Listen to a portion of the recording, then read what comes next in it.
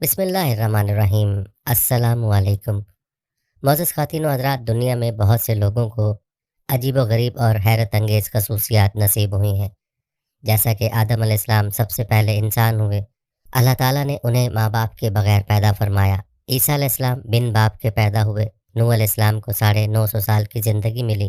ابراہیم علیہ السلام کو آگ میں ڈالا گیا تو آگ انہیں جلا نہ سکی۔ اسماعیل علیہ السلام کے گلے پر چھری چلائی گئی تو چھری گلا نہ کاٹ سکی۔ یونس علیہ السلام کو مچھلی کے پیٹ سے زندہ نکالا۔ موسیٰ علیہ السلام سے کوہ طور پر اللہ تعالیٰ نے کلام فرمایا، جبکہ پیارے نبی کریم صلی اللہ علیہ وآلہ وسلم کی تو ہر بات ہی کمال تھی، بلکہ نبی کریم صلی اللہ علیہ وآلہ وسلم کے صحابہ بھی باکمال اور بے مثال شخصیات تھے۔ لہٰذا آج کی اس ویڈیو میں ہم رسول اکرم صلی اللہ علیہ وآلہ وسلم کے ایک انتہائی قریبی ساتھی اور صحابی رسول حضرت ابو بکر رضی اللہ تعالیٰ عنہ کی زندگی کے مختلف پہلو اور ان کے حیرت انگیز حالات و واقعات کو تفصیل سے بیان کریں گے۔ آج کی ویڈیو میں آپ جانیں گے حضرت ابو بکر رضی اللہ تعالیٰ عنہ کی پیدائش اور قبول اسلام کا دلچسپ واقعہ، بلکہ حضرت ابو بکر رضی اللہ تعالیٰ عنہ کی ہجرت کے واقعات اور مکی زندگی میں اسلام کے لیے خدمات بھی آپ کو بتائیں گے۔ ویڈیو میں آپ کو یہ بھی بتائیں گے کہ حضرت ابو بکر صدیق رضی اللہ تعالیٰ عنہ نے اپنے والد کو تھپڑ کیوں مارا تھا۔ اور ہاں، ویڈیو کے آخر میں ہم آپ کو سب سے بڑے عاشق رسول حضرت ابو بکر رضی اللہ تعالیٰ عنہ کے دور خلافت اور اس دور میں رونما ہونے والے اہم واقعات بھی بتائیں گے۔ تو چلیے چلتے ہیں ویڈیو کی طرف۔ محترم خواتین و حضرات، ہمارے پیارے نبی صلی اللہ علیہ وآلہ وسلم کا فرمان ہے کہ اچھی خصلتیں 360 ہیں، اور اللہ جب کسی سے بھلائی کا ارادہ فرماتا ہے تو اس کی ذات میں ایک خصلت پیدا فرما دیتا ہے اور اس کے سبب اسے جنت میں بھی داخل فرما دیتا ہے۔ یہ سن کر حضرت ابو بکر صدیق رضی اللہ تعالیٰ عنہ نے عرض کیا، یا رسول اللہ صلی اللہ علیہ وسلم، کیا میرے اندر بھی ان میں سے کوئی خصلت موجود ہے؟ تو حضور نے ارشاد فرمایا، اے ابو بکر، تمہارے اندر تو یہ ساری خصلتیں موجود ہیں۔ پھر حضور صلی اللہ علیہ وسلم نے ایک موقع پر فرمایا کہ کسی کا میرے اوپر کوئی ایسا احسان نہیں جسے میں نے چکا نہ دیا ہو سوائے ابو بکر کے، کیونکہ اس کا میرے اوپر اتنا بڑا احسان ہے کہ جس کا پورا بدلہ قیامت کے دن انہیں اللہ ہی دے گا۔ ناظرین، حضرت ابو بکر صدیق کا اسلامی اسم گرامی عبداللہ، کنیت ابو بکر اور لقب صدیق اور عتیق ہیں۔ آپ کے والد کا نام عثمان اور کنیت ابو قحافہ ہے۔ والدہ کا نام سلمہ اور کنیت ام الخیر ہے۔ آپ کا تعلق قبیلہ قریش کی شاخ بنو تمیم سے ہے۔ عہد جاہلیت میں آپ کا نام عبد الکعبہ تھا، جو حضور صلی اللہ علیہ وسلم نے بدل کر عبداللہ رکھ دیا تھا۔ حضرت ابو بکر کی پیدائش عام الفیل سے 2 سال 6 ماہ بعد اور ہجرت نبوی سے 50 سال 6 ماہ پہلے بمطابق 573 عیسوی مکہ میں ہوئی۔ حضرت ابو بکر پیغمبر اسلام محمد صلی اللہ علیہ وسلم سے 2 سال 6 ماہ چھوٹے تھے۔ حضرت سیدنا ابو بکر صدیق رضی اللہ تعالیٰ عنہ نے مرد حضرات میں سب سے پہلے اسلام قبول فرمایا ہے، جبکہ خواتین میں حضرت خدیجہ الکبریٰ رضی اللہ عنہا مشرف با اسلام ہوئیں۔ حضرت صدیق اکبر رضی اللہ تعالیٰ عنہ نے دین اسلام کی اشاعت میں سب سے پہلے اپنا مال خرچ کرنے کی سعادت حاصل کی۔ اسلام قبول کرنے کے موقع پر آپ کے پاس 40,000 اشرفیاں تھیں۔ آپ نے وہ سب کی سب راہ خدا میں خرچ کر ڈالیں۔ ایک مرتبہ جبریل امین حضور اکرم صلی اللہ علیہ وسلم کی خدمت میں حاضر تھے کہ حضرت ابو بکر صدیق کا قریب سے گزر ہوا۔ حضرت جبریل نے عرض کیا، یا رسول اللہ، وہ ابو قحافہ کے صاحبزادے ہیں۔ حضور صلی اللہ علیہ وسلم نے فرمایا، تم آسمان میں رہنے والے بھی انہیں پہچانتے ہو؟ جبریل امین نے عرض کی، قسم اس ذات کی جس نے آپ کو حق و رسالت کے ساتھ مبعوث فرمایا، حضرت ابو بکر کا زمین کی نسبت آسمانوں پر زیادہ شہرہ ہے، وہاں ان کا نام حلیم ہے۔ حضرت ابو بکر کی کنیت ابو بکر کے بارے میں منقول ہے کہ چونکہ آپ اعلیٰ خصلتوں کے مالک تھے، اس لیے آپ ابو بکر کے نام سے مشہور ہوئے، جو بعد ازاں آپ کی کنیت ٹھہری۔ آپ کے لقب صدیق کی وجہ تسمیہ یہ ہے کہ واقع معراج کے بعد قریش مکہ کو حضور صلی اللہ علیہ وسلم نے اپنی معراج سے آگاہ فرمایا تو انہوں نے آپ صلی اللہ علیہ وسلم کی تکذیب کی۔ جب حضرت ابو بکر کو واقع معراج کے بارے میں پتہ چلا تو حضرت ابو بکر نے فرمایا، میں معراج پر جانے کی تصدیق کرتا ہوں۔ لہٰذا حضور محمد صلی اللہ علیہ وسلم نے حضرت ابو بکر کی اس تصدیق کی وجہ سے آپ کو صدیق کا لقب عطا فرمایا۔ ناظرین، آپ کا لقب عتیق بھی تھا، جس کی نسبت حضرت سیدہ عائشہ صدیقہ رضی اللہ عنہا سے روایت ہے کہ میں ایک دن اپنے گھر میں تھی، رسول اللہ صلی اللہ علیہ وسلم اور صحابہ کرام علیہم الرضوان صحن میں تشریف فرما تھے۔ اچانک میرے والد گرامی حضرت سیدنا ابو بکر صدیق رضی اللہ تعالیٰ عنہ تشریف لے آئے تو حضور نبی کریم صلی اللہ علیہ وآلہ وسلم نے ان کی طرف دیکھ کر اپنے اصحاب سے ارشاد فرمایا، جو دوزخ سے آزاد شخص کو دیکھنا چاہے وہ ابو بکر کو دیکھ لے۔ ناظرین، حضرت ابو بکر کے والد اور والدہ دونوں کی جانب سے حضور سے سلسلہ نسب 7ویں پشت میں مل جاتا ہے، کیونکہ آپ کے والدین آپس میں امزاد تھے۔ والد کی جانب سے سلسلہ نسب یہ ہے: ابو قحافہ عثمان بن عامر بن عمرو بن کعب بن سعد بن تمیم بن مرہ بن کعب، اور والدہ کی جانب سے سلسلہ نسب یہ ہے: ام الخیر سلمہ بنت صخر بن عمرو بن کعب بن سعد بن تمیم بن مرہ بن کعب۔ ناظرین، حضرت سیدنا ربیعہ بن کعب رضی اللہ تعالیٰ عنہ فرماتے ہیں کہ حضرت سیدنا ابو بکر صدیق رضی اللہ تعالیٰ عنہ کا اسلام آسمانی وحی کی مانند تھا۔ وہ اس طرح کہ آپ ملک شام تجارت کے لیے گئے ہوئے تھے، وہاں آپ نے ایک خواب دیکھا جو بحیرہ نامی راہب کو سنایا۔ اس نے آپ سے پوچھا، تم کہاں سے آئے ہو؟ فرمایا، مکہ سے۔ اس نے پھر پوچھا، کون سے قبیلے سے تعلق رکھتے ہو؟ فرمایا، قریش سے۔ پوچھا، کیا کرتے ہو؟ فرمایا، تاجر ہوں۔ وہ راہب کہنے لگا، اگر اللہ تعالیٰ نے تمہارے خواب کو سچا فرما دیا تو وہ تمہاری قوم میں ہی ایک نبی مبعوث فرمائے گا، اس کی حیات میں تم اس کے وزیر ہوگے اور وصال کے بعد اس کے جانشین۔ عام حالات میں حضرت سیدنا ابو بکر صدیق رضی اللہ تعالیٰ عنہ نہایت ہی نرم مزاج تھے۔ ایسے معلوم ہوتا تھا کہ سختی، خفگی اور غصے سے تو آشنا ہی نہیں ہے۔ دھیمے انداز میں آہستہ آہستہ بات کرتے، مگر اسلام کے معاملے میں انتہائی غیرت مند اور بہت سخت تھے۔ مدینہ منورہ کے یہودیوں اور منافقوں کی طنزیہ باتوں پر تو آپ رضی اللہ تعالیٰ عنہ شدید غصے میں آتے ہی تھے، مگر اگر کبھی اپنے قریبی رشتہ داروں کی طرف سے بھی انہیں آقا صلی اللہ علیہ وسلم کی بارگاہ میں بے ادبی کا ہلکا سا بھی شائبہ ہوتا تو اس پر سخت رد عمل کا اظہار فرماتے۔ حضرت سیدنا ابو بکر صدیق رضی اللہ تعالیٰ عنہ کے والد ابو قحافہ نے قبول اسلام سے پہلے ایک بار آپ صلی اللہ علیہ وآلہ وسلم کی شان میں نازیبا کلمات کہہ دیے، بلکہ امام قرطبی فرماتے ہیں حضرت ابو بکر صدیق رضی اللہ تعالیٰ عنہ کے والد ابو قحافہ نے جب کلمہ نہیں پڑھا تھا، یہ اس وقت کی بات ہے کہ ابو قحافہ نے رسول اللہ صلی اللہ علیہ وسلم کو گالی دی۔ حضرت ابو بکر صدیق رضی اللہ تعالیٰ عنہ اپنے باپ کی اس ناپاک جسارت کو برداشت نہ کر سکے اور اپنے والد کو تھپڑ مار دیا، جس سے وہ منہ کے بل گر گئے۔ حضرت صدیق اکبر رضی اللہ تعالیٰ عنہ فوراً بارگاہ مصطفیٰ میں حاضر خدمت ہوئے اور عرض کی، یا رسول اللہ، میرے والد نے اس طرح آپ کو گالی دی اور میں نے اسے تھپڑ مار دیا۔ جناب رحمت للعالمین نے ارشاد فرمایا، اے صدیق، واقعی تو نے ایسا کیا؟ عرض کی، جی ہاں یا رسول اللہ۔ آپ نے ارشاد فرمایا، اے ابو بکر، آئندہ ایسا نہ کرنا۔ صدیق اکبر رضی اللہ تعالیٰ عنہ نے محبت حبیب کبریا سے سرشار ہو کر جواب دیا، قسم ہے اس ذات کی جس نے آپ کو برحق نبی بنا کر بھیجا، میرے پاس تلوار ہوتی تو آپ کے ناموس پر حملہ کرنے کی وجہ سے اپنے باپ کو قتل کر دیتا۔ ابو بکر صدیق رضی اللہ تعالیٰ عنہ کے والد ابو قحافہ فتح مکہ تک نہایت استقلال کے ساتھ اپنے آبائی مذہب پر قائم رہے۔ فتح مکہ کے بعد جب رسول اللہ صلی اللہ علیہ وآلہ وسلم مسجد میں تشریف فرما تھے تو اپنے فرزند سعید حضرت ابو بکر صدیق رضی اللہ تعالیٰ عنہ کے ساتھ بارگاہ نبوت میں حاضر ہوئے۔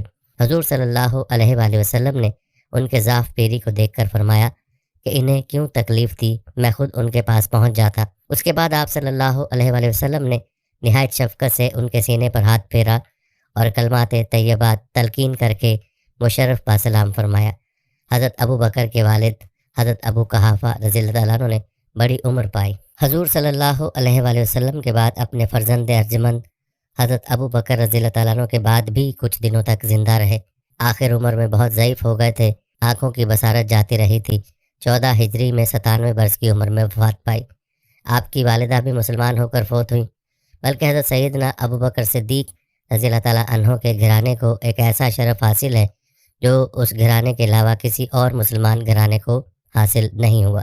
حضرت ابو بکر صدیق رضی اللہ تعالیٰ عنہ خود بھی صحابی، ان کے والد حضرت ابو قحافہ رضی اللہ تعالیٰ عنہ بھی صحابی، آپ کے تینوں بیٹے حضرت عبداللہ، حضرت عبد الرحمن رضی اللہ تعالیٰ عنہ، حضرت محمد بن ابی بکر رضی اللہ تعالیٰ عنہ بھی صحابی، آپ کے پوتے بھی صحابی، آپ کی بیٹیاں حضرت سیدہ عائشہ رضی اللہ تعالیٰ عنہ، حضرت سیدہ اسماء رضی اللہ تعالیٰ عنہ اور حضرت سیدہ ام کلثوم رضی اللہ تعالیٰ عنہ بنت ابی بکر بھی صحابیات اور آپ کے نواسے بھی صحابی ہوئے۔ ناظرین، جیسا کہ عرب میں لکھنے پڑھنے کا رواج نہ تھا اور بحیثیت مجموعی عرب ایک ان پڑھ قوم تھے، البتہ خاص لوگ پڑھنا لکھنا جانتے تھے اور سیدنا ابو بکر ان میں سے ایک تھے۔ قیاس یہ ہے کہ حضرت ابو قحافہ نے اپنے فرزند کی تعلیم و تربیت پر خاص توجہ دی۔ اس طرح آپ نہ صرف پڑھنا لکھنا جان گئے بلکہ شرفا کے دوسرے اچھی مشاغل میں بھی آپ کو دسترس حاصل ہو گئی، مثلا لڑنے کا ڈھنگ، ہتھیاروں کا استعمال، شعر گوئی اور شعر فہمی، تجارت وغیرہ۔ گھر میں دولت کی ریل پیل تھی لیکن آپ عیش و عشرت اور شراب خوری جیسی بری عادات سے ہمیشہ دور رہے۔ ناظرین، قریش کی ساری قوم تجارت کا پیشہ کرتی تھی اور اس کا ہر فرد اس شغل میں مصروف تھا۔ چنانچہ حضرت ابو بکر نے بھی جوان ہو کر کپڑے کی تجارت شروع کر دی، جس میں آپ کو غیر معمولی فروغ حاصل ہوا اور آپ کا شمار بہت جلد مکہ کے نہایت کامیاب تاجروں میں ہونے لگا۔ تجارت میں آپ کی کامیابی میں آپ کی جاذب شخصیت اور بے نظیر اخلاق کو خاصا دخل تھا، بلکہ حضرت ابو بکر صدیق رضی اللہ تعالیٰ عنہ نے بہت سے لوگوں کو اللہ پاک کے حکم سے مسلمان کیا، جن میں عشرہ مبشرہ میں سے 5 آدمی عثمان بن عفان، زبیر بن عوام، طلحہ بن عبید اللہ، سعد بن ابی وقاص اور عبد الرحمن بن عوف رضی اللہ عنہم اجمعین آپ کی رہنمائی اور ترغیب سے دولت اسلام سے سرفراز ہوئے۔ جب صرف ابتدائی 1.5 سال میں 150 لوگ بھی مسلمان تھے تو سب ارکم بن ابی ارکم کے گھر اللہ کی عبادت کرتے تھے۔ ناظرین، حضرت ابو بکر صدیق رضی اللہ تعالیٰ عنہ نے اسلام کی خاطر اپنا مال بھی خرچ کیا۔ جب مکہ کے کچھ غلاموں نے اسلام قبول کیا تو ان کے آقاؤں نے ان پر مظالم کی حد کر دی، تو حضرت ابو بکر رضی اللہ تعالیٰ عنہ نے 35,000 درہم خرچ کر کے ان سب کو آزاد کروایا، جبکہ آپ رضی اللہ تعالیٰ عنہ کے پاس کل رقم صرف 40,000 درہم تھی۔ ابو قحافہ نے اپنے فرزند کو غریب لونڈیوں اور غلاموں کی آزادی پر بے تحاشا دولت خرچ کرتے دیکھا تو انہوں نے اپنے بیٹے ابو بکر کو کہا، بیٹا، ایسے کمزور لوگوں کو آزاد کرانے کا کیا فائدہ؟ اگر تم چست اور تنومند غلاموں کو آزاد کراتے تو تمہارے احسان مند رہتے اور مشکل وقت میں تمہارے کام آتے۔ حضرت ابو بکر صدیق نے جواب دیا، ابا جان، میں کسی دنیاوی فائدے کے لیے ان کو آزاد نہیں کراتا، میں تو اس کا وہ اجر چاہتا ہوں جو اللہ کے پاس ہے۔ ناظرین، حضرت ابو بکر صدیق رضی اللہ تعالیٰ عنہ نبی اکرم صلی اللہ علیہ وآلہ وسلم پر اپنی جان قربان کرتے تھے، اپنی جان سے بھی زیادہ نبی اکرم صلی اللہ علیہ وآلہ وسلم کی پرواہ کرتے تھے۔ ایک دفعہ کفار نے کعبہ میں آپ صلی اللہ علیہ وآلہ وسلم کو گھیر لیا تو پتہ چلنے پر حضرت ابو بکر رضی اللہ تعالیٰ عنہ فوری طور پر وہاں پہنچے اور نبی اکرم صلی اللہ علیہ وآلہ وسلم کو بحفاظت وہاں سے روانہ کیا، تو کفار نے اس کی وجہ سے حضرت ابو بکر رضی اللہ تعالیٰ عنہ کو اتنا مارا کہ آپ رضی اللہ تعالیٰ عنہ کے جسم سے خون بہنا شروع ہو گیا اور حضرت ابو بکر رضی اللہ تعالیٰ عنہ بے ہوش ہو گئے، تو ایک کافر آپ رضی اللہ تعالیٰ عنہ کو گھر تک چھوڑ آیا۔ تو جب دن کے آخری پہر آپ کو کچھ افاقہ ہوا اور زبان کھولی، پہلا جملہ جو آپ کی زبان سے نکلا وہ یہ تھا، رسول اکرم صلی اللہ علیہ وآلہ وسلم کا کیا ہوا، وہ کیسے ہیں؟ والدہ نے جواب دیا کہ مجھے نہیں پتا، کیونکہ آپ کی ماں آپ کے پاس بیٹھی تھی۔ بیٹے سے اصرار کرتی رہی کہ کھانا کھا لو، لیکن آپ اپنی ماں سے صرف یہی پوچھتے رہے، رسول اکرم صلی اللہ علیہ وآلہ وسلم کا کیا ہوا، وہ کیسے ہیں؟ ماں نے جواب دیا، بیٹے، اللہ کی قسم مجھے تیرے ساتھی کے بارے میں کوئی علم نہیں، وہ کس حال میں ہے اور ابھی کہاں ہے؟ سیدنا ابو بکر نے اپنی ماں سے کہا، ام جمیل فاطمہ بنت خطاب کے پاس جاؤ اور اس سے رسول صلی اللہ علیہ وسلم کے بارے میں دریافت کرو کہ وہ کہاں ہیں اور کس حال میں ہیں۔ بیٹے کی فرمائش پوری کرنے کے لیے ماں کھڑی ہوئی اور ام جمیل کے پاس پہنچ کر کہا، میرا بیٹا ابو بکر تم سے محمد بن عبداللہ کے بارے میں پوچھ رہا ہے کہ وہ کہاں ہیں اور کس حال میں ہیں۔ ام جمیل نے جواب دیا، نہ تو مجھے ابو بکر کے بارے میں کچھ معلوم ہے اور نہ ہی محمد بن عبداللہ کے بارے میں، ہاں اگر تم چاہو تو میں تمہارے بیٹے کو دیکھنے چلوں؟ ام الخیر نے کہا، ہاں چلو۔ ام جمیل جب آپ کے پاس پہنچی تو آپ کی حالت شدت مرض سے ناگفتہ بے تھی۔ وہ ابو بکر کے قریب ہوئی اور زور سے کہنے لگی، فسق و کفر میں ڈوبی ہوئی آپ کی قوم نے آپ کو تکلیف دی ہے، مجھے اللہ تعالیٰ سے امید ہے کہ وہ ضرور ان ظالموں سے انتقام لے گا۔ سیدنا ابو بکر کی زبان کھلی اور کہا، رسول اکرم صلی اللہ علیہ وآلہ وسلم کا کیا ہوا، وہ کیسے ہیں؟ ام جمیل نے کہا، یہ آپ کی ماں موجود ہیں، میں اگر کچھ بتاؤں گی تو وہ بھی سن لے گی۔ آپ نے کہا، کوئی بات نہیں، تمہیں اس سے کوئی خطرہ نہیں۔ ام جمیل نے بتایا، رسول اکرم صلی اللہ علیہ وآلہ وسلم بالکل صحیح سالم ہیں۔ ابو بکر نے پوچھا، اب وہ کہاں ہیں؟ ام جمیل نے کہا، دار ارکم میں ہیں۔ ابو بکر کہنے لگے، میں نے اللہ سے عہد کر لیا ہے کہ جب تک محمد کی خدمت میں حاضر نہ ہو جاؤں نہ کچھ کھاؤں گا نہ کچھ پیوں گا۔ تو حضرت ابو بکر رضی اللہ تعالیٰ عنہ کے پاس حضور نبی کریم صلی اللہ علیہ وسلم تشریف لائے تو نبی کریم صلی اللہ علیہ وسلم نے حضرت ابو بکر رضی اللہ تعالیٰ عنہ کی حالت دیکھی تو آپ صلی اللہ علیہ وآلہ وسلم کی آنکھوں سے آنسو جاری ہو گئے۔ اس وقت آپ رضی اللہ تعالیٰ عنہ نے نبی کریم سے درخواست کی کہ یہ میری ماں ہے جو بلا شبہ اپنے بیٹے کے حق میں مہربان اور وفادار ہے، آپ کی ہستی مبارک ہے، آپ میری ماں کو اللہ کی طرف دعوت دیں اور اس کے حق میں دعائے خیر فرما دیں۔ ممکن ہے کہ اللہ تعالیٰ میری ماں کو آپ کی دعوت کی برکت سے جہنم کی آگ سے بچا دے۔ چنانچہ سیدنا ابو بکر کی خواہش پر رسول اکرم صلی اللہ علیہ وآلہ وسلم نے آپ کی ماں کے لیے دعا فرمائی۔ اللہ تعالیٰ نے اپنے نبی کی دعا کو شرف قبولیت بخشا اور سیدنا ابو بکر کی ماں مسلمان ہو گئیں۔ ناظرین، اسی طرح جب آپ صلی اللہ علیہ وآلہ وسلم نے مسلمانوں پر کفار کے مظالم سے تنگ آ کر حبشہ ہجرت کا حکم دیا تو بھی حضرت ابو بکر صدیق رضی اللہ تعالیٰ عنہ نے لبیک کہا۔ تو ناظرین، جب حضرت ابو بکر صدیق رضی اللہ تعالیٰ عنہ ہجرت فرماتے ہوئے مکہ سے باہر نکلے، وہاں ایک مشرک قبیلے کا سردار ربیہ جو کہ آپ رضی اللہ تعالیٰ عنہ کی بہت تکریم کرتا تھا، وہ آپ رضی اللہ تعالیٰ عنہ کو مکہ واپس لایا اور کفار سے کہا کہ حضرت ابو بکر صدیق رضی اللہ تعالیٰ عنہ کو اپنی پناہ میں لیتا ہوں۔ کفار نے ربیہ کی بات مان لی اور اسے کہا کہ ابو بکر کو اس کی تاکید کر دینا کہ اپنے رب کی عبادت اپنے گھر میں کر لیا کریں، وہاں جس طرح چاہیں نماز پڑھیں اور قرآن کی تلاوت کریں، لیکن ہمیں ان چیزوں کی وجہ سے کوئی ایذا نہ دیں اور نہ اس کا اظہار کریں، کیونکہ ہمیں اس کا ڈر ہے کہ کہیں ہمارے بچے اور ہماری عورتیں فتنے میں نہ پڑ جائیں۔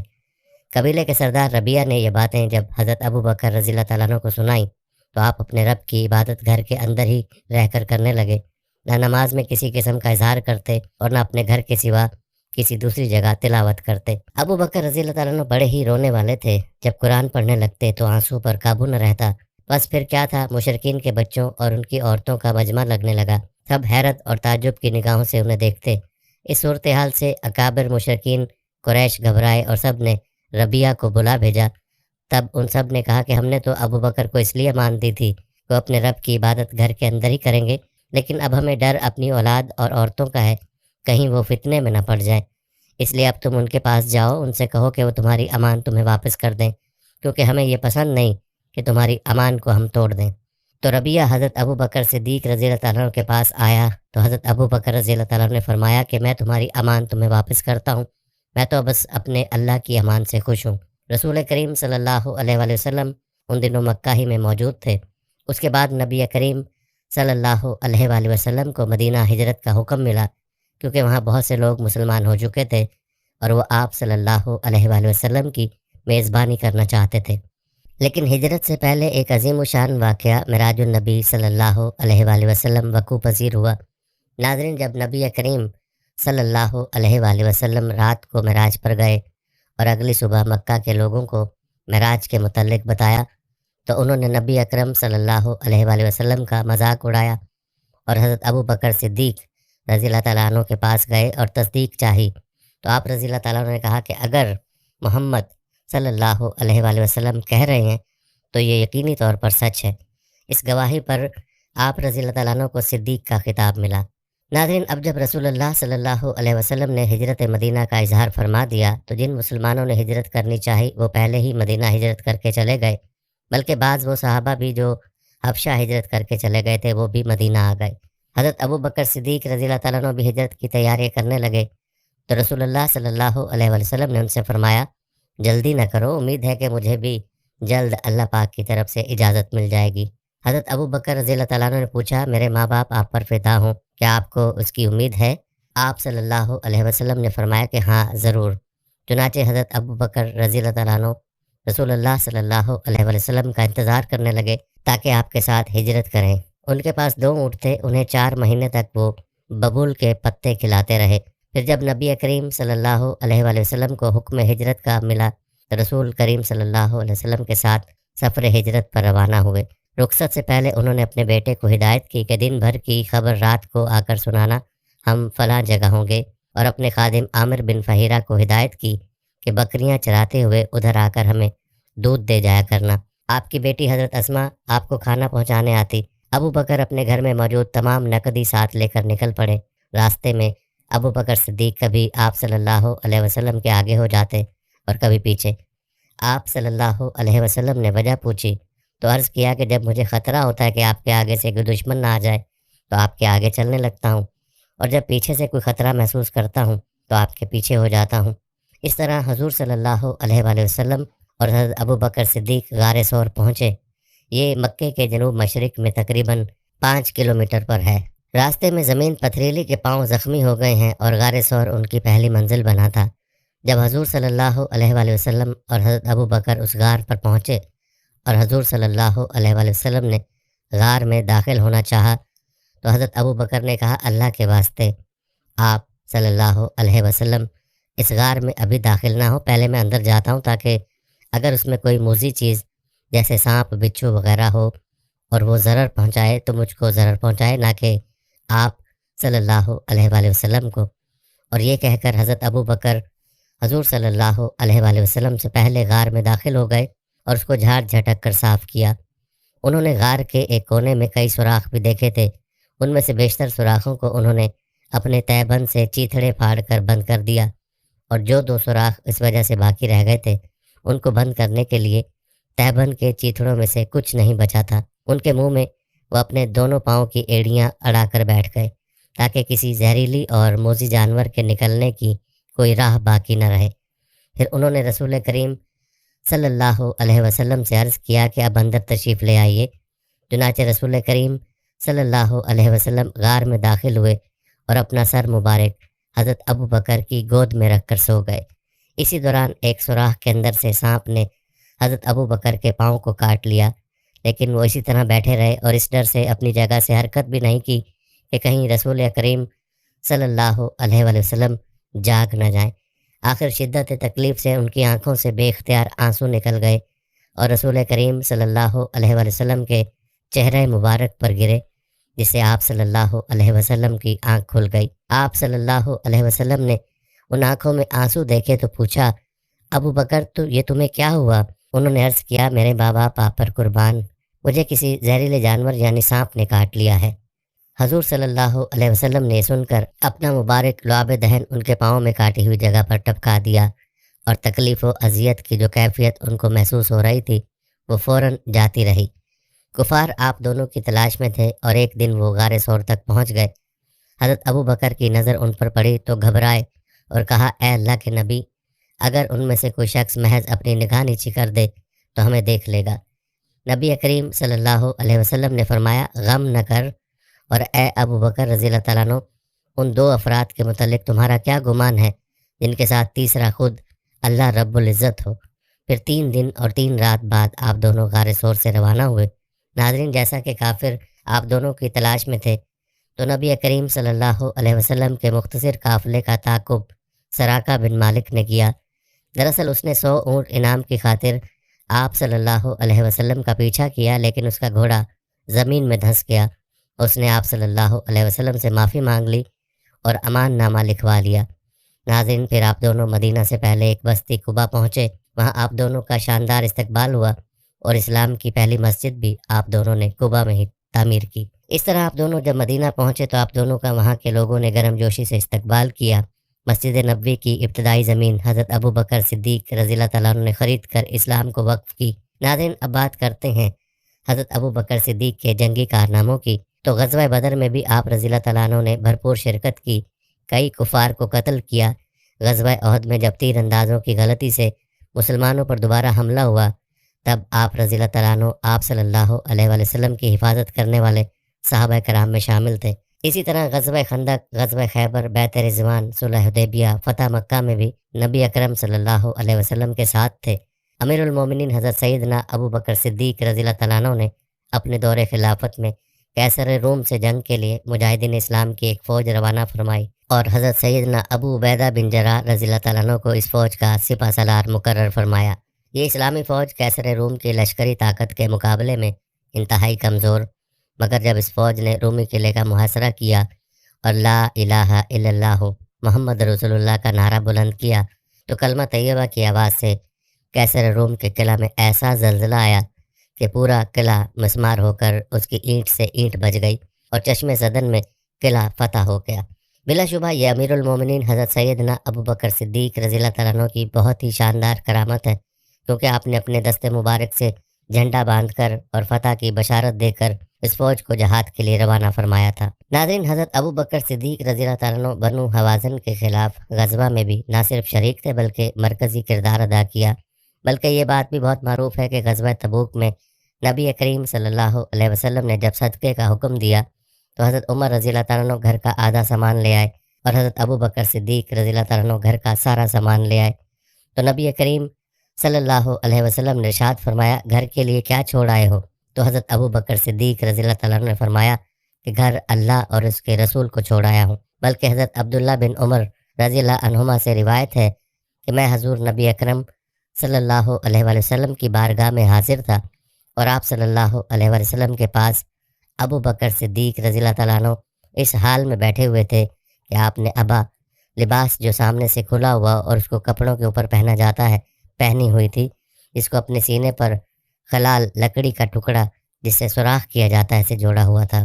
اس وقت حضور صلی اللہ علیہ وسلم پر جبرائیل علیہ السلام نازل ہوئے اور کہا، اے محمد صلی اللہ علیہ وآلہ وسلم، میں کیا دیکھ رہا ہوں کہ ابو بکر رضی اللہ تعالیٰ عنہ نے ابا پہن کر اسے اپنے سینے پر ٹانکا ہوا ہے۔ حضور نبی اکرم صلی اللہ علیہ وسلم نے فرمایا، اے جبرائیل علیہ السلام، انہوں نے اپنا سارا مال مجھ پر خرچ کر ڈالا ہے۔ جبرائیل علیہ السلام نے کہا، اللہ رب العزت آپ صلی اللہ علیہ وسلم کو سلام فرماتے ہیں اور ارشاد فرماتے ہیں کہ ابو بکر رضی اللہ تعالیٰ عنہ سے کہیں، کیا تو اپنے اس فکر میں مجھ سے راضی ہے یا ناراض؟ اس پر حضور نبی اکرم صلی اللہ علیہ وسلم نے فرمایا، اے ابو بکر رضی اللہ تعالیٰ عنہ، اللہ رب العزت تم پر سلام فرماتے ہیں اور تمہیں ارشاد فرماتے ہیں، کیا تو اپنے اس فکر میں مجھ سے راضی ہے یا ناراض؟ ابو بکر رضی اللہ تعالیٰ عنہ نے عرض کی، میں اپنے رب کریم پر ناراض ہوں گا، میں تو اپنے رب سے ہر حال میں راضی ہوں، میں اپنے رب کریم سے راضی ہوں، میں اپنے رب کریم سے راضی ہوں۔ ناظرین، جب نبی اکرم صلی اللہ علیہ وآلہ وسلم کوئی حکم ارشاد فرماتے تو حضرت ابو بکر صدیق رضی اللہ تعالیٰ عنہ دل سے اس کو تسلیم کرتے۔ ناظرین، 9 ہجری کو آپ صلی اللہ علیہ وآلہ وسلم نے حضرت ابو بکر صدیق رضی اللہ تعالیٰ عنہ کو امیر حج مقرر کیا۔ پھر شام کی جنگ کے لیے نبی کریم صلی اللہ علیہ وآلہ وسلم نے حضرت اسامہ بن زید کو سپہ سالار مقرر کیا، جن کی عمر 18 یا 19 سال تھی۔ تو بھی حضرت ابو بکر صدیق رضی اللہ تعالیٰ عنہ نے ان کی سربراہی میں جنگ میں شرکت کا ارادہ کیا، لیکن وہ لشکر ابھی راستے میں ہی تھا کہ آپ صلی اللہ علیہ وآلہ وسلم علیل ہو گئے۔ جب حضرت محمد صلی اللہ علیہ وآلہ وسلم مرض الوفات میں گرفتار ہوئے تو ابو بکر صدیق رضی اللہ تعالیٰ عنہ کو حکم دیا کہ وہ مسجد نبوی میں امامت کریں۔ حضور صلی اللہ علیہ وآلہ وسلم کے وصال کے بعد ناظرین، مسلمانوں کو سنبھالنے میں سب سے اہم کردار حضرت ابو بکر صدیق رضی اللہ تعالیٰ عنہ کا ہی تھا۔ جب حضرت عمر نبی اکرم صلی اللہ علیہ وسلم کے وصال پر جذباتی ہو کر ننگی تلوار لیے نبی اکرم صلی اللہ علیہ وسلم کے حجرے کے دروازے پر کھڑے ہو گئے تو انہیں حضرت ابو بکر صدیق نے ہی سمجھا کر حوصلہ دیا۔ عام مسلمانوں سے بھی ایک شاندار خطاب کیا، جس سے تمام مسلمانوں نے اللہ کے حکم کو مان کر آپ صلی اللہ علیہ وآلہ وسلم کی رحلت پر یقین کیا، اور اسی دن حضرت ابو بکر صدیق رضی اللہ تعالیٰ عنہ کے ہاتھوں پر مسلمانوں نے بیعت خلافت کی، جس میں حضرت ابو بکر صدیق رضی اللہ تعالیٰ عنہ نے عام اعلان کیا کہ اگر میں اللہ تعالیٰ اور اس کے رسول صلی اللہ علیہ وآلہ وسلم کے احکام کی خلاف ورزی کروں تو تم بے شک میرا حکم نہ ماننا اور اپنا نیا حاکم لے کر آنا۔ ناظرین، اس کے بعد آپ رضی اللہ تعالیٰ عنہ کی خلافت کا سنہری دور شروع ہوا، جس میں سب سے پہلے نبوت کے جھوٹے دعوت داروں کا خاتمہ کیا گیا۔ اس کے بعد بہت سے قابل ذکر کام کیے گئے، جیسا کہ منصب خلافت پر متمکن ہونے کے بعد ابو بکر صدیق نے اسلامی صوبوں میں والیوں، عاملوں اور قاضیوں کو مقرر کیا، جا بجا لشکر روانہ کیے، اسلام اور اس کے بعض فرائض سے انکار کرنے والے عرب قبائل سے جنگ کی، یہاں تک کہ تمام جزیرہ عرب اسلامی حکومت کا متی ہو گیا۔ حضرت ابو بکر صدیق رضی اللہ تعالیٰ عنہ کی خلافت کے دور میں سب سے پہلا لشکر شام حضرت اسامہ بن زید رضی اللہ تعالیٰ عنہ کی قیادت میں روانہ ہوا۔ اس پر کافی لوگوں نے آپ رضی اللہ تعالیٰ عنہ کو مشورہ دیا کہ اسامہ نوجوان ہے، کسی دانا بزرگ کو قیادت سونپ دیں، جس پر آپ رضی اللہ تعالیٰ عنہ نے کہا، اس جنگ میں اسامہ کو سپہ سالار بنانے کے حکم نبی اکرم صلی اللہ علیہ وسلم کا ہے اور میں یہ حکم تبدیل نہیں کروں گا۔ اس کے بعد فتنہ ارتداد ختم ہو جانے کے بعد امام ابو بکر صدیق رضی اللہ تعالیٰ عنہ نے عراق اور ایران کو فتح کرنے کے لیے لشکر روانہ کیا۔ ان کے عہد خلافت میں عراق کا بیشتر حصہ اور شام کا بڑا علاقہ فتح ہو چکا تھا۔ قرآن کریم کو جمع کرنے کا کام بھی آپ رضی اللہ تعالیٰ عنہ کے دور میں ہوا۔ ناظرین، حضرت ابو بکر صدیق رضی اللہ تعالیٰ عنہ خلیفہ بننے کے بعد خدمت خلق میں سب سے آگے رہے۔ اس کے چند واقعات آپ کے ساتھ شیئر کرتے ہیں۔ حضرت ابو بکر صدیق رضی اللہ تعالیٰ عنہ اپنے گھر کا کام اپنے ہاتھوں سے کرنے میں کوئی آر محسوس نہیں کرتے تھے۔ اکثر بھیڑ بکریاں خود ہی چرا لیتے تھے۔ محلے میں اگر کسی کا کوئی کام ہوتا تو وہ بھی کر دیا کرتے تھے۔ ناداروں کی مدد کرنے میں آپ رضی اللہ تعالیٰ عنہ قلبی اور روحانی سکون محسوس کیا کرتے تھے۔ کمزوروں کا بوجھ اٹھایا کرتے تھے۔ آپ رضی اللہ تعالیٰ عنہ مصیبت زدہ لوگوں کے کام آیا کرتے تھے، یہاں تک کہ جب آپ خلیفہ بنا دیے گئے تو پھر بھی آپ کے معمولات میں کوئی فرق نہیں آیا۔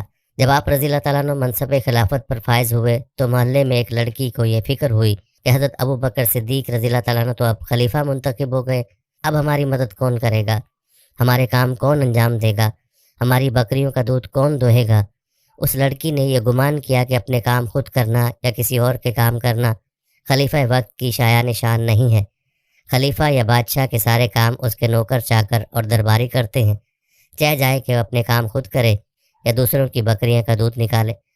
لیکن قربان جائیے خلیفہ اول پر۔ جب آپ رضی اللہ تعالیٰ عنہ نے اس قسم کی بات سنی تو ارشاد فرمایا، اللہ کی قسم میں بکریاں دہوں گا، اور مجھے امید ہے کہ خلافت کا منصب مخلوق کی خدمت کرنے سے باز نہیں رکھے گا۔ بلکہ حضرت سیدنا عمر فاروق اعظم رضی اللہ تعالیٰ عنہ رات کے وقت مدینہ منورہ کے کسی محلے میں رہنے والے ایک نابینا بوڑھی عورت کے گھریلو کام کاج کر دیا کرتے تھے۔ آپ رضی اللہ تعالیٰ عنہ اس کے لیے پانی بھر لاتے اور اس کے تمام کام سر انجام دیتے۔ حسب معمول ایک مرتبہ بڑھیا کے گھر آئے تو یہ دیکھ کر حیران رہ گئے کہ سارے کام ان سے پہلے ہی کوئی کر گیا تھا۔ بہرحال دوسرے دن تھوڑا جلدی آئے تو بھی وہی صورتحال تھی کہ سب کام پہلے ہی ہو چکے تھے۔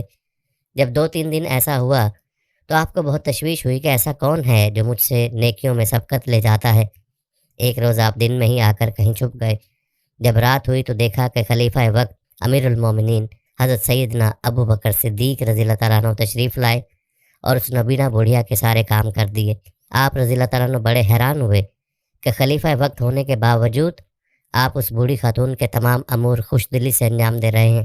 ارشاد فرمایا، حضرت سیدنا ابو بکر صدیق رضی اللہ تعالیٰ عنہ مجھ سے نیکیوں میں سبقت لے جاتے ہیں۔ ناظرین، حضرت ابو بکر صدیق رضی اللہ تعالیٰ عنہ انتہائی نیک انسان تھے، سرکاری مال کا ایک پیسہ خود پر خرچ نہ کرتے تھے۔ ناظرین، جب آپ رضی اللہ تعالیٰ عنہ نے حضرت عمر کو اپنا جانشین منتخب کیا تو لوگوں نے کہا کہ عمر بہت سخت مزاج ہیں، تو آپ نے جواب دیا، ان پر جب بار خفت پڑے گا تو خود بخود نرم طبیعت ہو جائیں گے۔ ناظرین، مختلف روایت سے معلوم ہوتا ہے کہ حضرت ابو بکر صدیق رضی اللہ تعالیٰ عنہ نے 5 شادیاں کی تھیں۔ حضرت ابو بکر صدیق رضی اللہ تعالیٰ عنہ کی ایک بیوی ام بکر تھی۔ ام بکر کا تعلق قبیلہ بنو کلب سے تھا۔ انہوں نے اسلام کو قبول کرنے سے انکار کیا، جس کی وجہ سے آپ رضی اللہ تعالیٰ عنہ نے ام بکر کو طلاق دی۔ قتیلہ بن عبدالعزیٰ جو حضرت عبداللہ رضی اللہ تعالیٰ عنہ بن ابو بکر رضی اللہ تعالیٰ عنہ اور حضرت اسماء رضی اللہ تعالیٰ عنہ بنت ابو بکر رضی اللہ تعالیٰ عنہ کی والدہ تھیں، انہوں نے بھی اسلام قبول کرنے سے انکار کر دیا تھا، جس کی وجہ سے حضرت ابو بکر صدیق رضی اللہ تعالیٰ عنہ نے انہیں طلاق دے دی تھی۔ آپ کی بیوی ام رومان رضی اللہ تعالیٰ عنہا جلیل القدر صحابیات میں سے ہیں۔ حضرت عائشہ رضی اللہ تعالیٰ عنہا اور حضرت عبد الرحمن رضی اللہ تعالیٰ عنہ آپ کے بطن سے پیدا ہوئے۔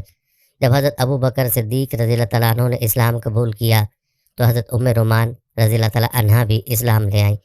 حضرت عائشہ صدیقہ رضی اللہ تعالیٰ عنہا کی شادی نبی کریم صلی اللہ علیہ وآلہ وسلم سے ہوئی۔ حضرت اسماء بنت امیس رضی اللہ تعالیٰ عنہا کا پہلا نکاح حضرت جعفر طیار علی رضی اللہ تعالیٰ عنہ سے ہوا۔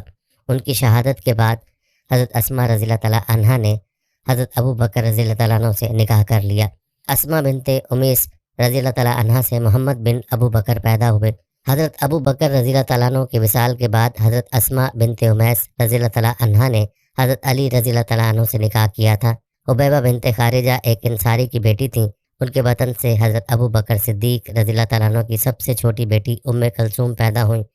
حضرت ام کلثوم صحابیہ نہیں ہے کیونکہ یہ حضرت ابو بکر صدیق رضی اللہ تعالیٰ عنہ کے بھی وصال کے بعد پیدا ہوئی تھیں، بلکہ حضرت سیدنا عروہ بن زبیر رضی اللہ تعالیٰ عنہ سے یہ روایت ہے کہ امیر المومنین حضرت ابو بکر صدیق رضی اللہ تعالیٰ عنہ نے اپنے مرض وفات میں اپنی صاحبزادی ام المومنین حضرت سیدنا عائشہ صدیقہ رضی اللہ تعالیٰ عنہ کو وصیت کرتے ہوئے ارشاد فرمایا تھا کہ میری پیاری بیٹی، آج تک میرے پاس جو میرا مال تھا وہ آج وارثوں کا مال ہو چکا ہے، اور میری اولاد میں تمہارے دونوں بھائی عبد الرحمن اور محمد اور تمہاری دونوں بہنیں ہیں، لہٰذا تم لوگ میرے مال کو قرآن مجید کے حکم کے مطابق تقسیم کر کے اپنا اپنا حصہ لے لینا۔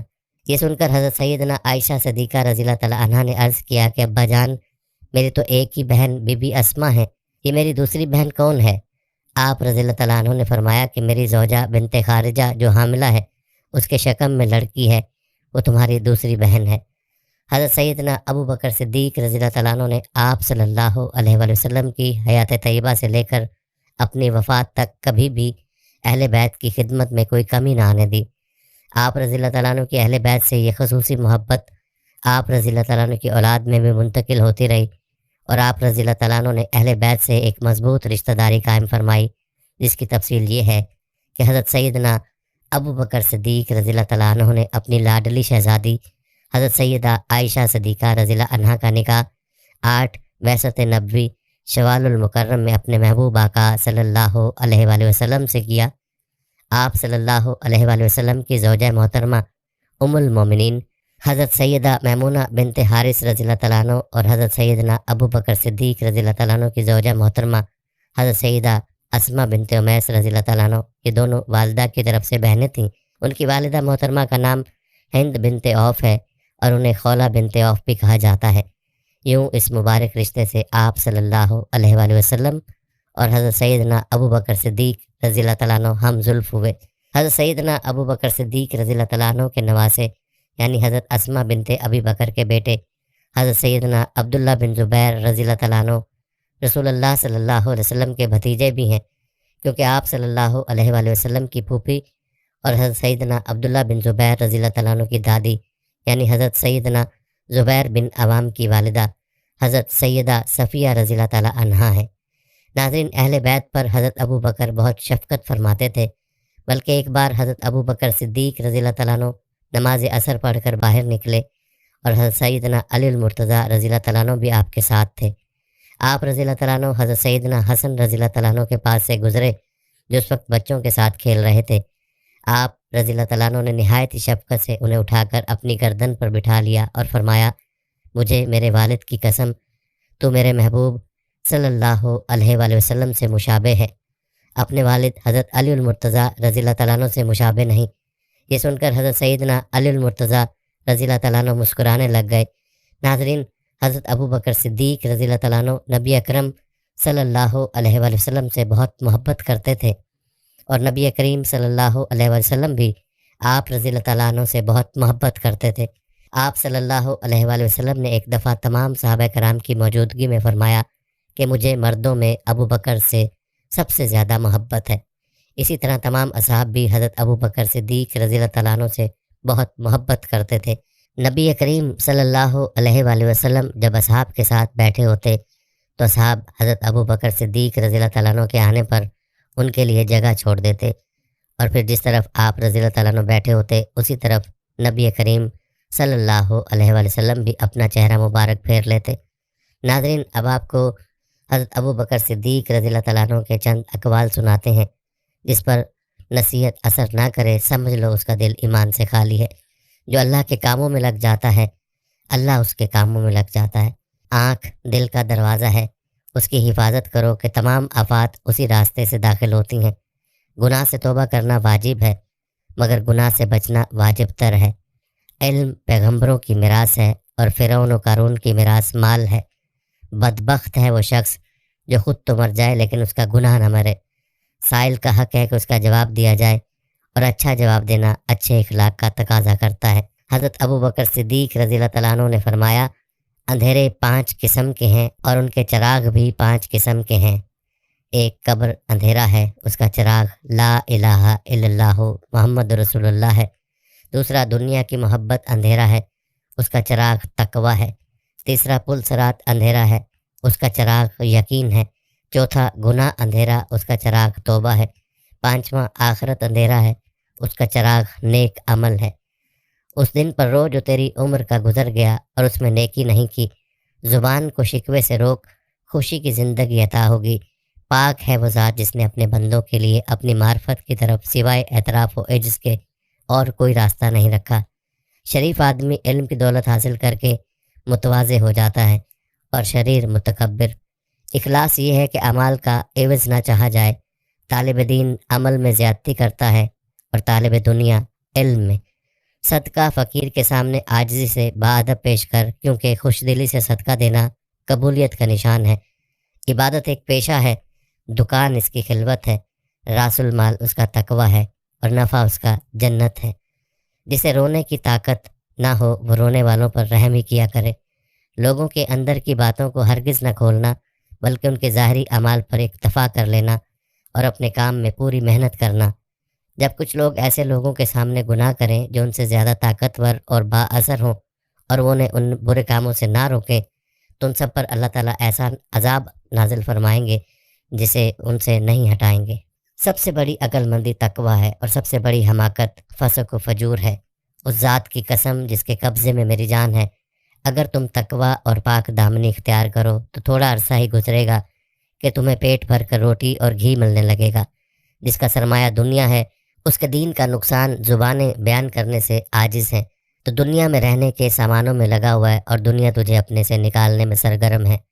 خلقت سے تکلیف دور کر کے خود اٹھا لینا حقیقی سخاوت ہے۔ انسان ضعیف ہے، تعجب ہے کہ وہ کیوں کر خدائے قوی کی نافرمانی کرتا ہے۔ اشخاص کو حق سے پہچانو، حق کو اشخاص سے نہیں۔ عقل مند کی پہچان کم گوئی ہے، پاک دامنی فقیری کی زینت ہے، شکر نعمت کی زینت ہے، خشوع و خضوع نماز کی زینت ہے، صبر بلا کی زینت ہے، عاجزی طالب علم کی زینت ہے، کثرت گریہ صفت خوف کی زینت ہے، اور احسان نہ جتانا احسان کی زینت ہے۔ جسے یہ پسند ہو کہ اسے اللہ تعالیٰ قیامت میں نار جہنم سے محفوظ رکھے، اسے مسلمان پر رحم کرنا ضروری ہے۔ ہم نے بزرگی کو تقوی میں، مالداری کو یقین میں اور عزت کو تواضع میں پایا۔ صبر میں کوئی مصیبت نہیں اور رونے دھونے میں سوائے نقصان کے کچھ فائدہ نہیں۔ یہاں ناظرین حضرت ابو بکر صدیق کی غیبی سفارش کی انوکھی داستان بھی آپ کے ساتھ شیئر کرتے ہیں۔ حضرت ابو بکر صدیق رضی اللہ تعالیٰ عنہ کے دور میں ایک شخص ملک شام سے سفر کرتا ہوا آیا اور آپ کی خدمت میں حاضر ہوا اور عرض کرنے لگا کہ آپ امیر بھی ہیں یعنی مالدار بھی ہیں، اور امیر بھی یعنی مسلمانوں کے سربراہ بھی۔ عرض کرنے لگا حضور میرے اوپر قرضہ چڑھ گیا ہے، میری مدد کریں۔ تو آپ اس کو اپنے گھر لے گئے۔ شخص کہتا ہے کہ باہر سے دروازہ بہت خوبصورت تھا، لیکن گھر پر ایک چارپائی بھی نہ تھی، کھجور کی چھال کی چٹائیاں بچھی ہوئی تھیں اور وہ بھی پھٹی ہوئی۔ فرماتے ہیں سیدنا ابو بکر صدیق رضی اللہ تعالیٰ عنہ نے مجھے چٹائی پر بٹھا لیا اور مجھے کہنے لگے یار ایک عجیب بات نہ بتاؤں؟ میں نے کہا بتائیے۔ تو عرض کرنے لگے 3 دن سے میں نے ایک اناج کا دانہ بھی نہیں کھایا، کھجور پر گزارا کر لیتا ہوں، آج کل میرے حالات کچھ ٹھیک نہیں ہیں۔ تو شخص کہنے لگا حضور میں اب پھر کیا کروں، میں تو بہت دور سے امید لگا کر آیا تھا۔ تو فرمانے لگے تو عثمان غنی کے پاس جا۔ شخص کہنے لگا مجھے تو بہت سارے پیسے چاہیے۔ تو آپ نے فرمایا تیری سوچ وہاں ختم ہوتی ہے جہاں سے عثمان کی سخاوت شروع ہوتی۔ تو جو سوچتا ہے اتنے ملیں گے، تیری سوچ ختم ہوتی ہے وہاں سے عثمان کی سخاوت شروع ہوتی ہے، تو جا ان کے پاس۔ شخص کہنے لگا آپ کا نام لوں کہ مجھے امیر المومنین نے بھیجا ہے؟ تو فرمانے لگے اس کی ضرورت ہی نہیں پڑے گی، صرف اتنا بتانا کہ میں مقروض ہوں اور رسول صلی اللہ علیہ وسلم کا نوکر ہوں۔ وہ شخص کہنے لگا کہ وہ دلیل حوالہ مانگے، کہ فرمایا عثمان سخاوت کرتے وقت دلیل یا حوالہ نہیں مانگتے، عثمان اللہ کی راہ میں دیتے ہوئے تفتیش نہیں کرتا، اور سخاوت کرتے وقت ٹٹولنا عثمان کی عادت نہیں۔ وہ شخص کہتا ہے کہ میں چلا گیا، پوچھتا پوچھتے دروازے پر دستک دی، حضرت عثمان غنی کے اندر سے بولنے کی آواز آ رہی تھی۔ اپنے بچوں کو ڈانٹ رہے تھے کہ یار تم لوگ دودھ کے اندر شہد ملا کر پیتے ہو، خرچہ تھوڑا کم کرو، اتنا خرچہ بڑھا دیا ہے، دودھ میٹھا شہد بھی میٹھا، ایک چیز استعمال کر لو، تم کوئی بیمار تھوڑی ہو۔ شخص کہتا ہے میں نے کہا ابو بکر تو بڑی باتیں بتا رہے تھے، یہاں تو دودھ اور شہد پر لڑائی ہو رہی ہے اور مجھے تو کئی 1000 دینار چاہیے، کیا یہ دے دے گا؟ شخص کہتا ہے کہ میں ابھی یہ سوچ ہی رہا تھا کہ اندر سے دروازہ کھلنے کی آواز آئی، وہ باہر آئے اور میں نے کہا السلام علیکم۔ انہوں نے سلام کا جواب دیا اور وہ سمجھ گئے کہ میں مسلمان ہوں، اور مخاطب ہو کر کہنے لگے معاف کرنا، بچوں کو ذرا ایک بات سمجھنی تھی، آنے میں ذرا دیر ہو گئی۔ ان کا پہلا جملہ ان کے بڑے پن کا مظاہرہ کر رہا تھا۔ پھر دروازہ کھولا اور مجھے انہوں نے گھر بٹھایا، اور میرے لیے جو پہلی چیز پیش کی گئی وہ دودھ میں شہد ڈال کر دیا گیا، اور پھر کھجور کا حلوہ پیش کیا۔ شخص کہتا ہے کہ میرے دل میں خیال آیا عجیب شخص ہے، گھر والوں کے ساتھ جھگڑا کر رہے تھے، ایک چیز استعمال کیا کرو، میرے لیے 3 چیزیں آ گئیں، لیکن ابھی میرا تصور جمع نہیں تھا۔ میں نے دل میں خیال کیا اتنا تگڑا نہیں جتنا ابو بکر صدیق رضی اللہ تعالیٰ عنہ نے بتایا ہے، وہ شخص کہتا ہے کہ کھلانے پلانے کے بعد پوچھنے لگے کیسے آئے ہو؟ میں نے کہا کہ مسلمان ہوں اور ملک شام کے گاؤں کا رہنے والا ہوں، اور کچھ کاروباری مشکلات آئی تو مقروض ہو گیا ہوں اور میرے اوپر قرضہ ہے۔ تو کہنے لگا مجھے کچھ پیسوں کی حاجت ہے۔ انہوں نے ایک آواز دی تو ایک غلام اونٹ پر سامان لدا ہوا لے کر حاضر ہوا۔ شخص کہتا ہے کہ مجھے 3,000 اشرفیاں چاہیے تھیں۔ ابھی میں نے بتایا نہیں تھا کہ حضرت عثمان غنی رضی اللہ تعالیٰ کہنے لگے کہ اس اونٹ پر تیرے لیے، تیرے گھر والوں کے لیے میں نے کپڑے اور کھانے پینے کا سامان اور 6,000 اشرفیاں رکھوا دی ہیں، اور تو پیدل آیا تھا، اب اونٹ لے کر جانا۔ وہ شخص کہنے لگا میں نے فوراً سے کہا حضور یہ اونٹ انہیں واپس کرنے کون آئے گا؟ حضرت عثمان فرمانے لگے واپس کرنے کے لیے دیا ہی نہیں، یہ تحفہ ہے، تو لے جا۔ شخص کہتا ہے کہ میں کہاں سے چلا تھا ڈھونڈتا ہوا، اور پھر مدینے میں آیا، اور جب مدینے میں آیا تو اللہ نے مجھے جھولی بھر کے عطا فرمایا۔ کہتا ہے میری آنکھوں میں آنسو آ گئے، اور میں نے کہا حضور آپ نے تو مجھے میری ضرورت سے کہیں بڑھ کر نواز دیا، معاف کیجیے گا، میں سوچ رہا تھا دودھ شہد پر تو گھر میں لڑائی ہو رہی ہے۔ تو حضرت عثمان رضی اللہ تعالیٰ نے کہا کہ اللہ نے جو پیسے عثمان کو دیے وہ اس لیے نہیں دیے کہ عثمان کی اولادیں عیش مستی کرتی پھریں، میرے مالک نے مجھے نوازا ہے تاکہ میں محمد عربی صلی اللہ علیہ وسلم کے نوکروں کی نوکری کروں۔ وہ شخص کہتا ہے میں دروازے تک گیا تو میں نے کہا شکریہ۔ کہتا ہے ابھی میں نے بتایا نہیں تھا کہ مجھے ابو بکر صدیق رضی اللہ تعالیٰ عنہ نے بھیجا ہے۔ کیا آپ فرمانے لگے کہ شکریہ ابو بکر صدیق رضی اللہ تعالیٰ عنہ کا ادا کرنا جس نے تجھے یہ راستہ دکھایا ہے۔ شخص کہتا ہے کہ میں نے کہا حضور آپ کو تو میں نے بتایا نہیں کہ مجھے، تو فوراً آپ رضی اللہ تعالیٰ عنہ مسکرا کر فرمانے لگے چھوڑو آپ کا کام ہو گیا، اس کی تفصیلات میں نہ پڑھو۔ سبحان اللہ، یہ شان ہے خدمت گاروں کی، سرکار کا عالم کیا ہوگا۔ یقین کیجئے امت مسلمہ اس بات پر متفق ہے کہ انبیاء و مرسلین علیہ السلام کے بعد تمام انسانیت میں سب سے افضل و اشرف ذات خلیفہ اول سیدنا ابو بکر صدیق رضی اللہ تعالیٰ عنہ کی ہے۔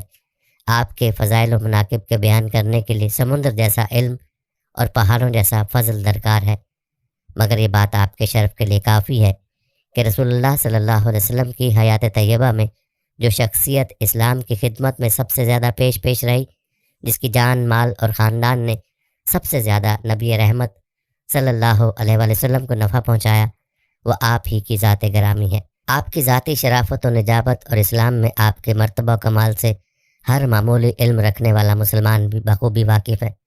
اسلام سے پہلے بھی بت پرستی اور شراب نوشی سے اجتناب، سب سے پہلے قبول اسلام کا شرف، واقع ہجرت میں آپ صلی اللہ علیہ وآلہ وسلم کی ہمراہی، ہر رائے میں حضور صلی اللہ علیہ وسلم کے ساتھ فطری اتفاق و اتحاد، مسلح رسول پر آپ صلی اللہ علیہ وآلہ وسلم کی حیات طیبہ میں 17 نمازوں کی امامت، خلافت بلا فصل کا مرتبہ، مرتدین و منکرین زکوٰۃ کے ساتھ قتال اور جمع قرآن ایسے اعزازات ہیں جن کو مسلمانوں کا بچہ بچہ جانتا ہے اور مانتا ہے۔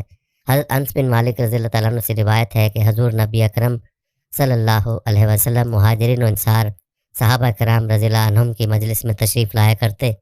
صحابہ کرام رضی اللہ عنہم بیٹھے ہوتے اور ان میں حضرت ابو بکر رضی اللہ تعالیٰ عنہ اور حضرت عمر رضی اللہ تعالیٰ عنہ بھی موجود ہوتے۔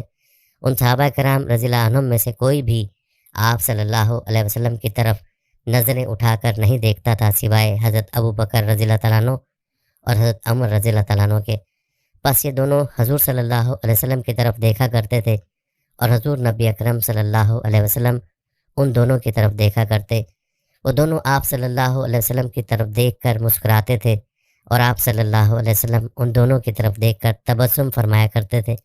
ناظرین، اب آپ کو آخر میں نبی کریم صلی اللہ علیہ وسلم کی حضرت ابو بکر صدیق کے متعلق بشارت بھی بتاتے ہیں۔ نبی کریم صلی اللہ علیہ وسلم نے عشرہ مبشرہ میں حضرت ابو بکر صدیق رضی اللہ تعالیٰ عنہ کو سب سے پہلے نمبر پر شامل کیا۔ عبد الرحمن بن عوف رضی اللہ تعالیٰ عنہ بیان کرتے ہیں کہ نبی صلی اللہ علیہ وسلم نے فرمایا کہ ابو بکر رضی اللہ تعالیٰ عنہ جنتی ہیں، عمر رضی اللہ تعالیٰ عنہ جنتی ہیں، عثمان رضی اللہ تعالیٰ عنہ جنتی ہیں، علی رضی اللہ تعالیٰ عنہ جنتی ہیں، طلحہ رضی اللہ تعالیٰ عنہ جنتی ہیں، زبیر رضی اللہ تعالیٰ عنہ جنتی ہیں، عبد الرحمن رضی اللہ تعالیٰ عنہ جنتی ہیں، سعد رضی اللہ تعالیٰ عنہ جنتی ہیں، سعید رضی اللہ تعالیٰ عنہ جنتی ہیں، ابو عبیدہ رضی اللہ تعالیٰ عنہ جنتی ہیں۔ ناظرین، حضرت ابو بکر صدیق رضی اللہ تعالیٰ عنہ خلیفہ مقرر ہونے کے بعد بھی انتہائی سادہ زندگی گزارتے تھے۔ قیمتی لباس کی بجائے موٹے سادہ اور صاف کپڑے پہنتے تھے جو اکثر پیوند لگے ہوتے تھے۔ گھر میں رہن سہن بھی سادہ اور تکلفات سے بے نیاز تھا، ہمیشہ سادہ غذا کھاتے تھے۔ حضرت ابو بکر صدیق رضی اللہ تعالیٰ عنہ کی پوری زندگی اسوہ رسول صلی اللہ علیہ وسلم سے عبارت تھی۔ آپ رضی اللہ تعالیٰ عنہ اطاعت رسول کا جیتا جاگتا نمونہ تھے۔ آپ نے سنت رسول سے بال برابر ہٹنا گوارا نہیں کیا۔ آپ صلی اللہ علیہ وسلم کی زندگی میں ان سے بڑھ کر مزاج شناس رسول کوئی نہ تھا۔ جب حضور صلی اللہ علیہ وسلم نے یہ خطبہ دیا کہ ایک بندے کے سامنے دنیا و مافیا کو پیش کیا گیا ہے مگر اس نے آخرت ہی کو اختیار کیا ہے، اس بات کو صرف ابو بکر صدیق رضی اللہ تعالیٰ نے سمجھے اور رو پڑے۔ کہا کہ ہمارے ماں باپ، ہماری جانیں اور ہمارے زر و مال آپ صلی اللہ علیہ وسلم پر نثار ہوں۔ حضرت عمر رضی اللہ تعالیٰ کا مشہور قول ہے کہ اگر میری ساری زندگی کی نیکیاں ابو بکر رضی اللہ تعالیٰ کو مل جائیں اور اس کے بدلے میں مجھے صرف ابو بکر رضی اللہ تعالیٰ کی ایک ہجرت والی رات کی نیکیاں دے دی جائیں تو یہ سودا میرے لیے نفع مند ثابت ہوگا۔ حضرت علی رضی اللہ تعالیٰ کا ارشاد ہے، اے ابو بکر، اللہ تم پر رحم کرے، تم پہلے آدمی تھے جس نے رسول اللہ صلی اللہ علیہ وآلہ وسلم کی آواز پر لبیک کہا۔ ایمان اور اطاعت میں آپ کا کوئی ہم پلہ نہ تھا اور اخلاص و محبت میں تمہارا کوئی ثانی نہ تھا۔ مشہور مورخ نے حضرت ابو بکر صدیق رضی اللہ تعالیٰ عنہ کی شجاعت و بہادری کی طرف اشارہ کرتے ہوئے بیان کیا کہ ہم بلا خوف و تردید کہتے ہیں کہ حضرت ابو بکر صدیق رضی اللہ تعالیٰ عنہ کا وجود نہ ہوتا تو تاریخ اسلام کا دھارا کوئی اور ہی رخ اختیار کرتا۔ جب آپ نے زمام خلافت سنبھالی تو تمام مسلمانوں کے دلوں پر خوف و مایوسی طاری تھی، لیکن حضرت ابو بکر صدیق رضی اللہ تعالیٰ عنہ نے حیرت انگیز شجاعت اور عظیمت سے تمام فتنوں اور شورشوں کا قلعہ کما کر ڈالا، جس سے اسلام کا قافلہ دوبارہ شان و شوکت سے اپنے راستے پر گامزن ہو گیا۔ 13 جمادی الثانی کو حضرت ابو بکر صدیق رضی اللہ تعالیٰ عنہ مرض الموت میں مبتلا ہوئے۔ شدت بیماری کی وجہ سے جب نماز نہ پڑھا سکے تو حضرت عمر رضی اللہ تعالیٰ عنہ لوگوں کو نماز پڑھاتے رہے۔ جب زندگی سے مایوسی ہوئی تو صحابہ رضی اللہ تعالیٰ کرام سے مشورے کے ساتھ حضرت عمر رضی اللہ تعالیٰ عنہ کو اپنا جانشین منتخب کرنے کے بعد لوگوں کو فرمایا، میں نے اپنے کسی رشتہ دار کو خلیفہ مقرر نہیں کیا بلکہ اس کو منتخب کیا جو تم لوگوں میں سب سے بہتر ہے۔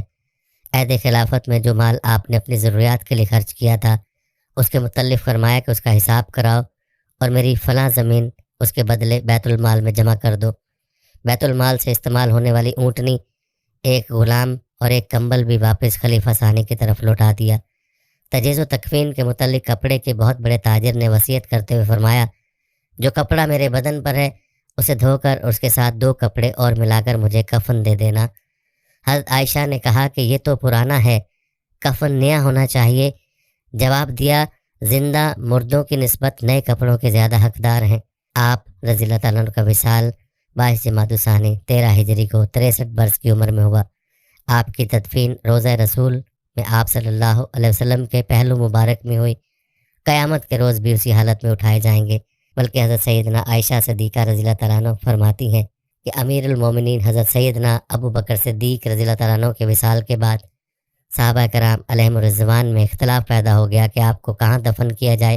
بعض لوگوں نے کہا کہ ان کو شہدائے کرام کے قبرستان میں دفن کرنا چاہیے، اور بعض حضرات چاہتے تھے کہ آپ کی قبر شریف جنت البقیع میں بنائی جائے، لیکن میری دلی خواہش یہی تھی کہ آپ میرے اسی حجرے میں سپرد خاک کیے جائیں، اس میں حضور اکرم صلی اللہ علیہ وسلم کی قبر منور ہے۔ یہ گفتگو ہو رہی تھی کہ اچانک مجھ پر نیند کا غلبہ ہو گیا اور خواب میں یہ آواز میں نے سنی کہ کوئی کہنے والا یہ کہہ رہا ہے کہ زم الحبیب الی الحبیب، یعنی حبیب کو حبیب سے ملا دو۔